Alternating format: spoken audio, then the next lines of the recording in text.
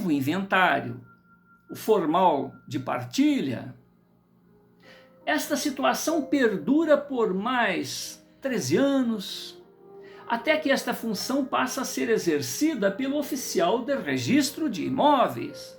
Isto com a Lei 1237, de 29/9/64.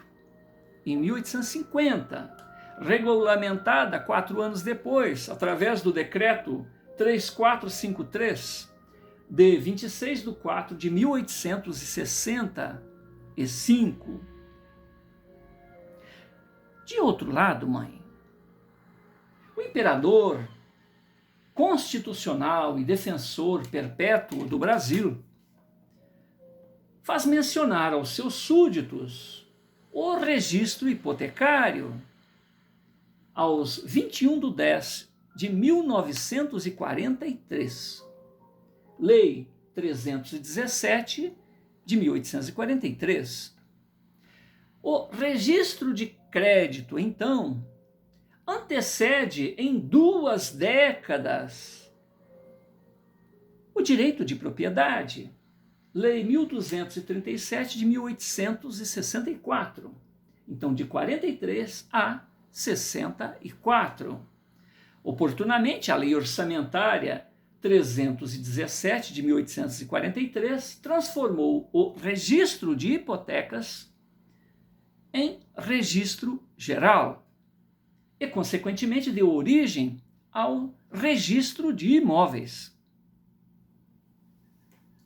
A Lei 1237, de 24/9/1864, reforma a legislação hipotecária e estabelece as bases das sociedades de crédito real, registros públicos. Substituiu a aquisição da propriedade pela simples entrega para transcrever o título como meio de regulamentar as transferências do imóvel. Destarte, as obrigações entre os contratantes continuaram a ser geridas pelo contrato firmado entre as partes. Em seu artigo 2º, diz que a hipoteca é regulamentada somente pela lei civil, ainda que algum ou todos os credores sejam comerciantes. Ficam derrogadas as disposições do Código Comercial relativas à hipoteca de bens de raiz. No seu parágrafo 1º, só podem ser objetos de hipoteca os imóveis, os acessórios dos imóveis, como os mesmos imóveis, os escravos,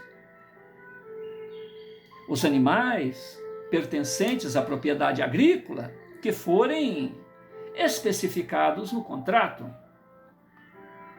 sendo com as mesmas propriedades. O domínio direto dos bens enfitêuticos, ou seja, direito real em contrato perpétuo, alienável e transmissível para os herdeiros, pelo qual o proprietário atribui a outrem o domínio útil de imóvel. Para herdeiros, pelo qual o proprietário atribui a outrem, repetindo, o domínio direto dos bens enfitêuticos, direito real em contrato perpétuo, alienável e transmissível para os herdeiros, pelo qual o proprietário atribui a outrem o domínio útil de imóvel, contra o pagamento de uma pensão anual certa e variável. Aforamento. O domínio útil dos mesmos bens, independentemente da licença do senhorio. o qual não perde, no caso, a alienação, o direito de opção. Desnecessárias, mamãe, as considerações a respeito das formas de transmissão ou dos títulos que garantam tais bens, consequentes à declaração de vontade de atos, repetindo, desnecessárias as considerações a respeito das formas de transmissão ou dos títulos que garantam tais bens, consequentes à declaração de vontade de atos intervivos, atendendo desde as expectativas e formalidades legais, desde as respectivas formalidades legais até as consequentes sucessões hereditárias. No século XIV, Portugal se inspirou em formas hispânicas para regulamentar esta situação e, posteriormente, no século XVII, nas ordenações filipinas, onde na aquisição do domínio não basta simplesmente o título, mas deve aceder à tradição. E que sem esse atendimento à tradição, só se tem direitos pessoais. E estas formas de registros públicos sofreram sucessivas adaptações, sendo norteadas pela data do respectivo registro. Mamãe,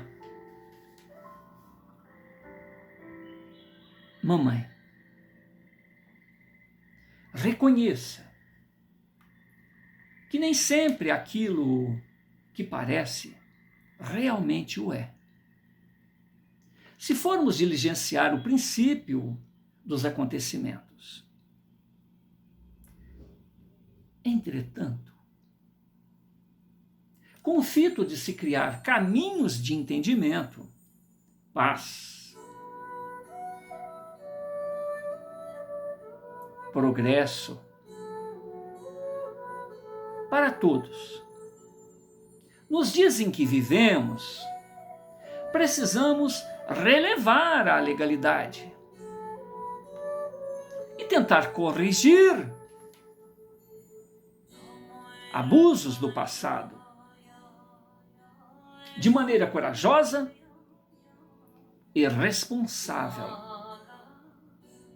Acredito que, agindo de maneira transparente e justa, em emoções, em ações voluntárias e pensar no benefício social, estaremos agindo com responsabilidade coletiva e a cautela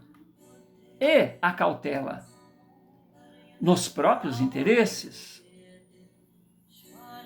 Afinal, todas as atividades e decisões têm seus respectivos impactos no ambiente e sociedade em que estamos inseridos e, consequentemente,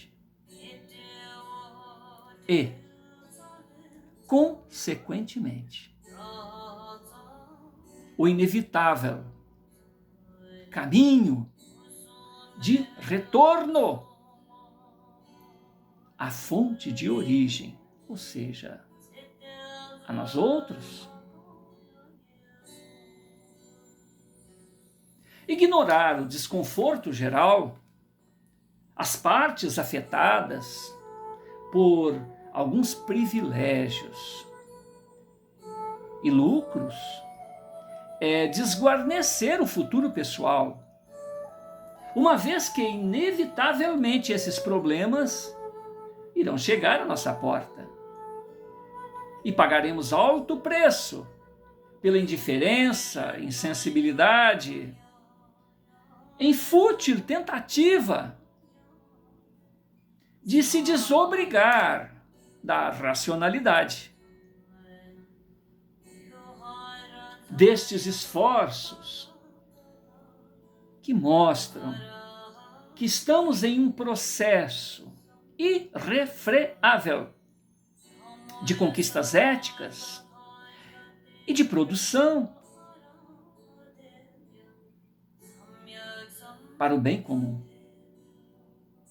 Então, melhorar as condições ao redor é garantir o próprio bem e se manter engajado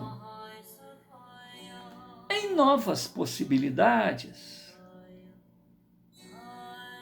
Ou aquecemos a estes temas de boa-fé, ou pressões sociais farão com... ou pressões sociais o farão com maiores sanções. Repetindo,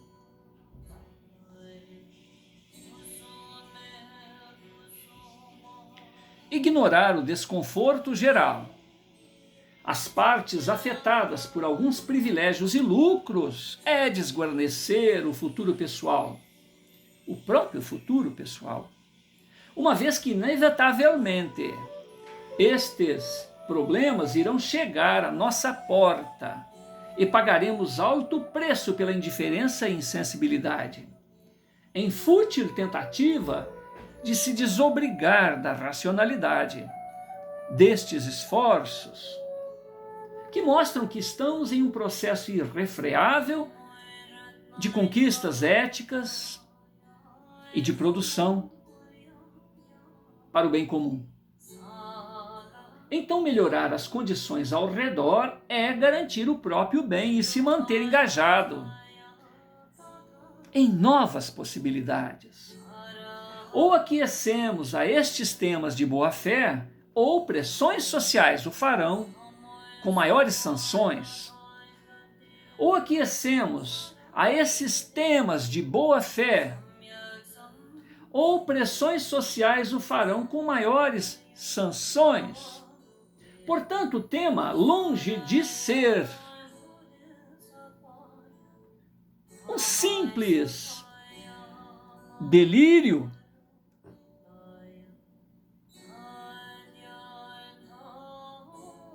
ou especulação, deve ser levado a um campo de reflexão profunda que trará abençoados benefícios mútuos.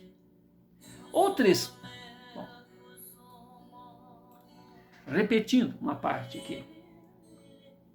Portanto, mamãe, o tema, longe de ser um simples delírio ou especulação, deve ser levado a um campo de reflexão profunda que trará abençoados benefícios mútuos.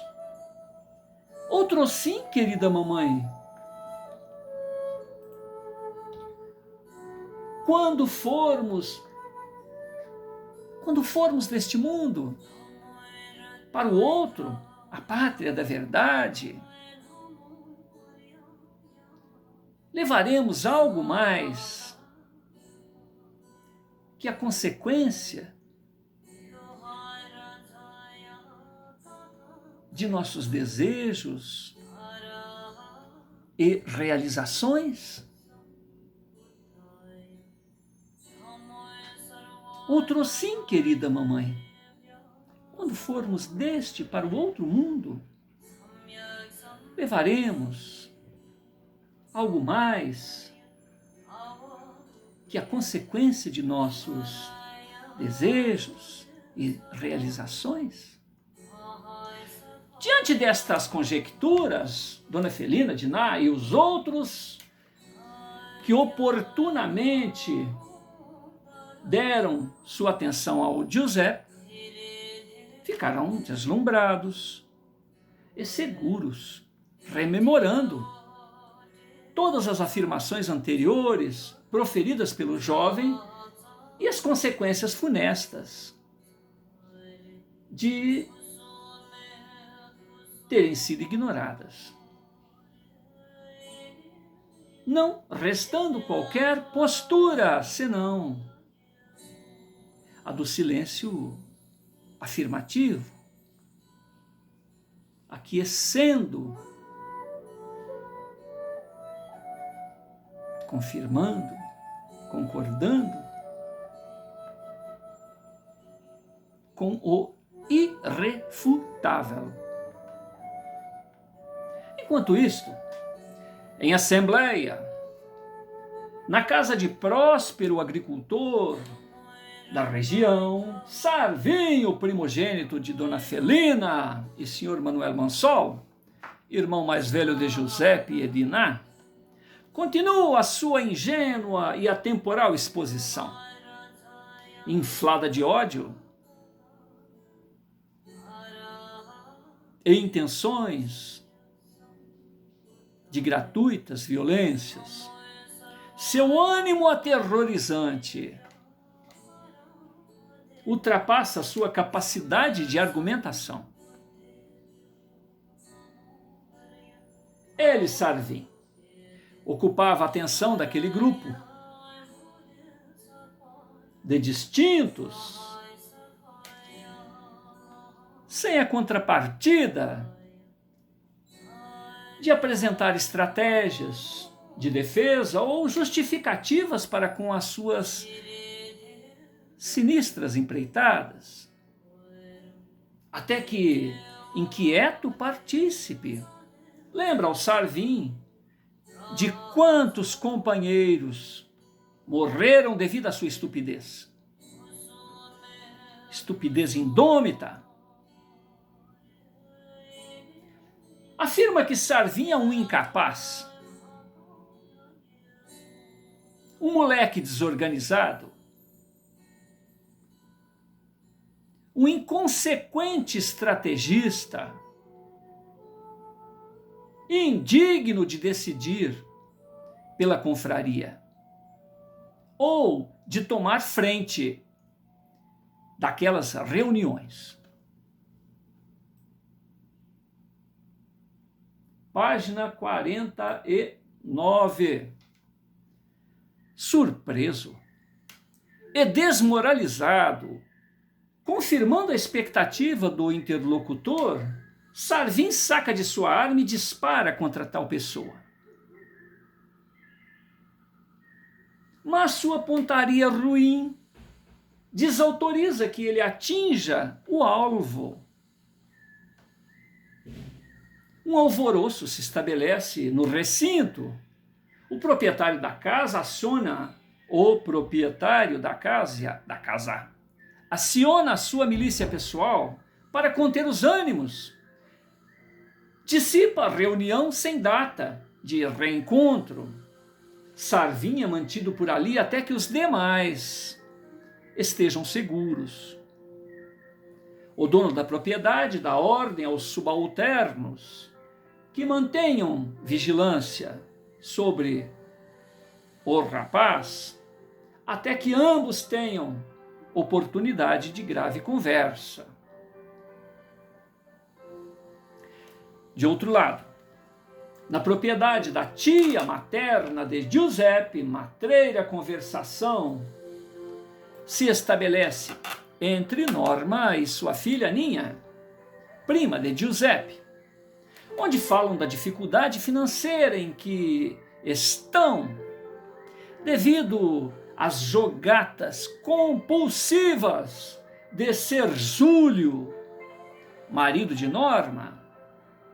Elas abordam assuntos variados e superficiais.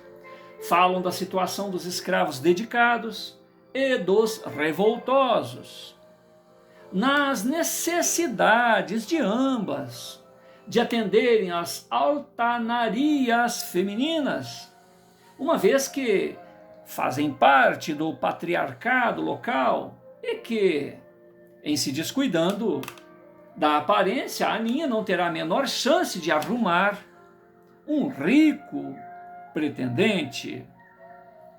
Ao que a Ninha cita o nome do primogênito da tia Felina, Sarvim, lembrando o seu porte forte, nobre, altivo, arrogante e habituado ao luxo, homem de ação, afeito às armas. Aninha acredita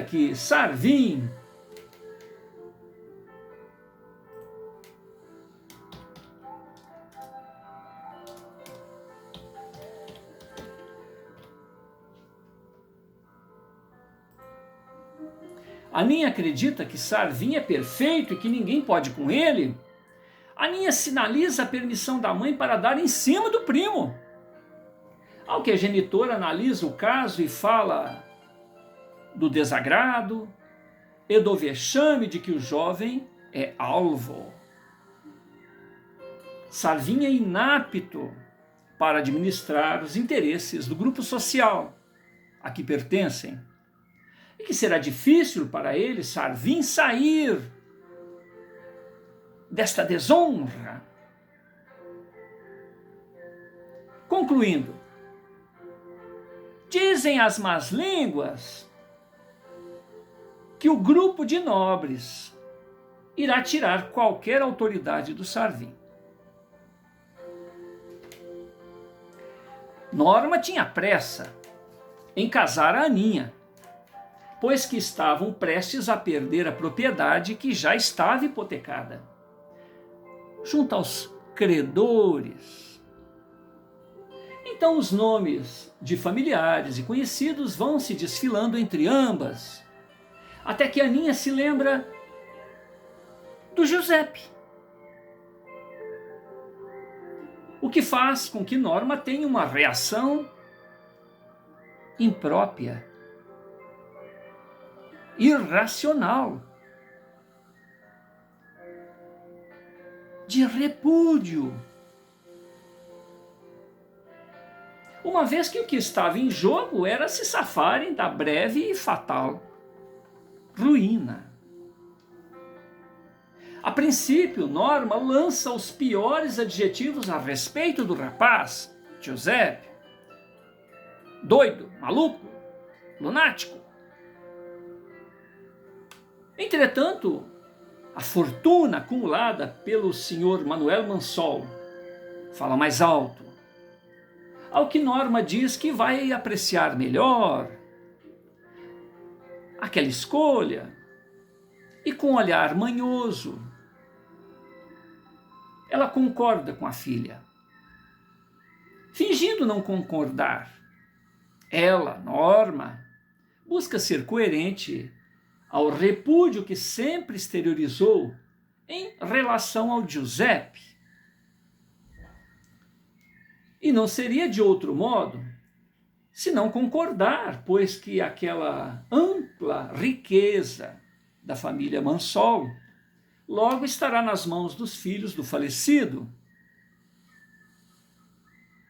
Jovens solteiros, disponíveis, fragilizados pela perda do patriarca, Norma conclui que a consanguinidade vai facilitar o flerte entre os jovens e que será de bom alvitre visitar mais frequentemente, mais a miúde, a sua irmã Felina, na companhia de Aninha, para que ela possa dar apoio moral aos primos.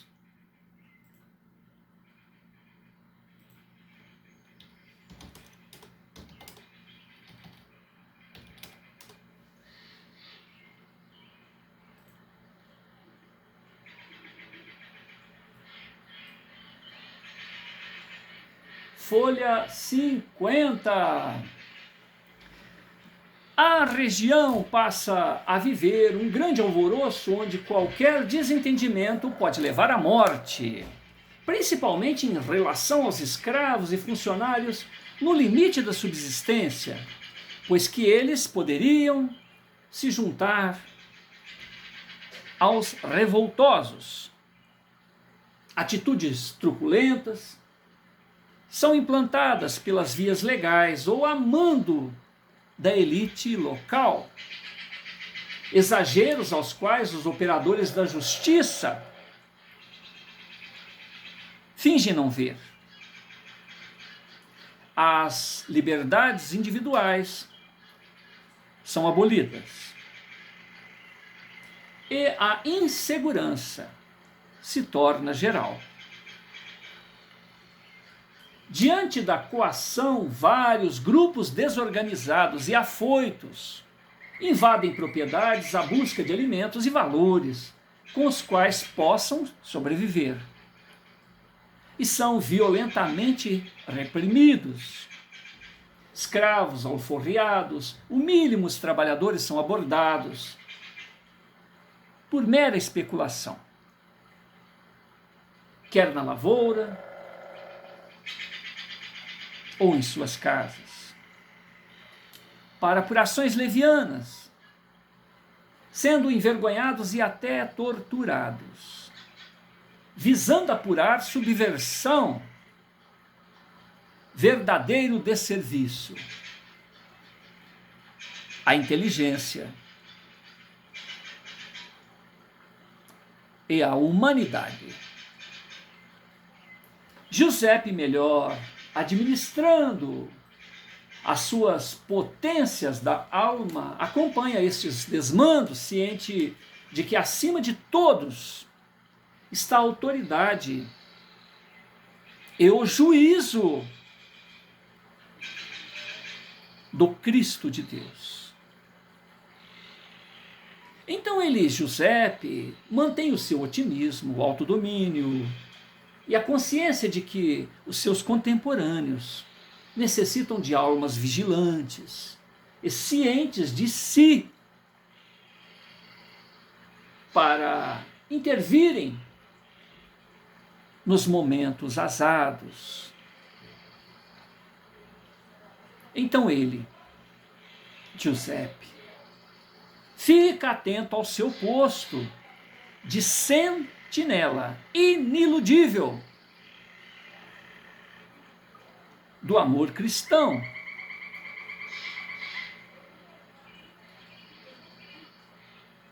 Giuseppe se mantém cauteloso dos valores espirituais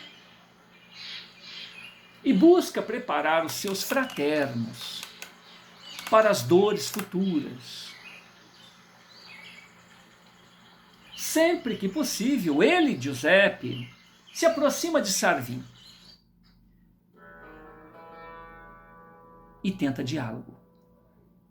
Uma vez que o primogênito resolveu permanecer em casa, se abrigando de altercações sociais, Sarvin se mantém avesso às abordagens do Giuseppe e ainda o ironiza dizendo que o irmão, Giuseppe, deveria se ornamentar, colocar longo vestido e avocar o comando da cozinha.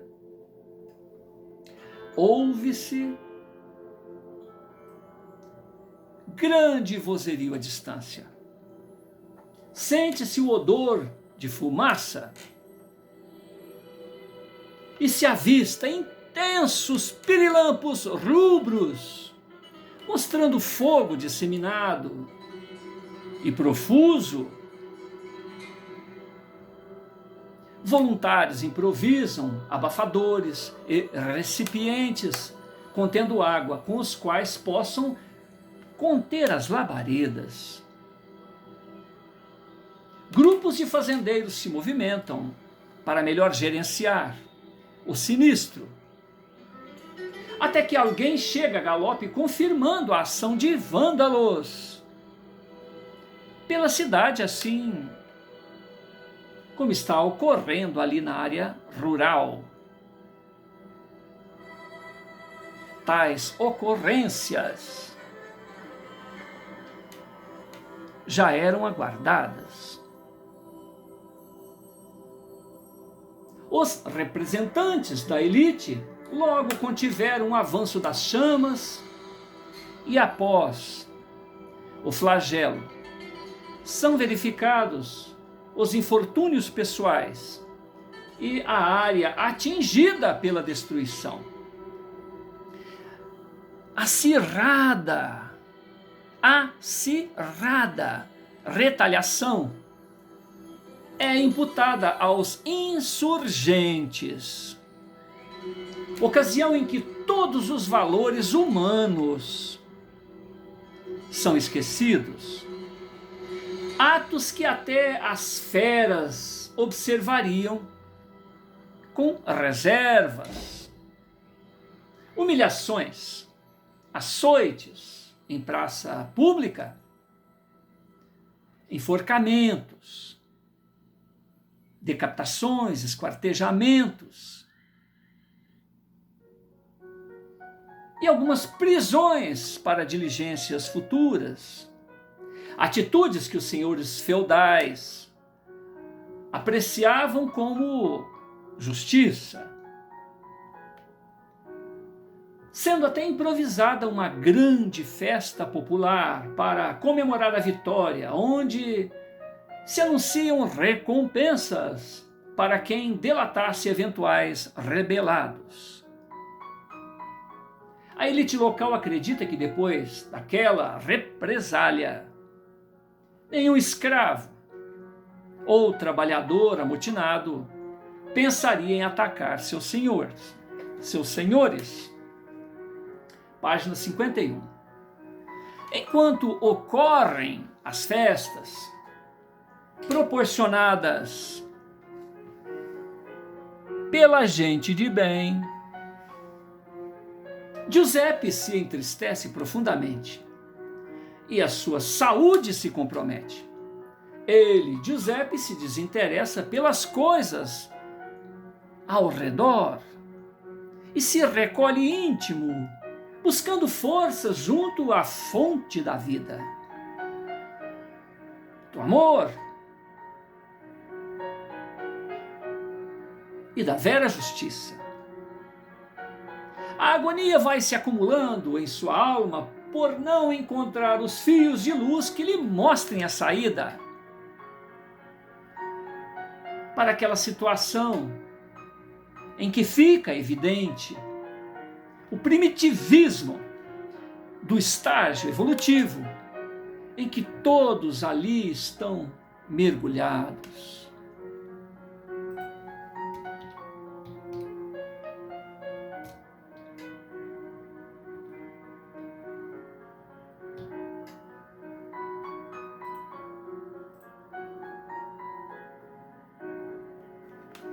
Ainda na página 51, sua alma desdobrada encontra uma dupla realidade: a de abarcar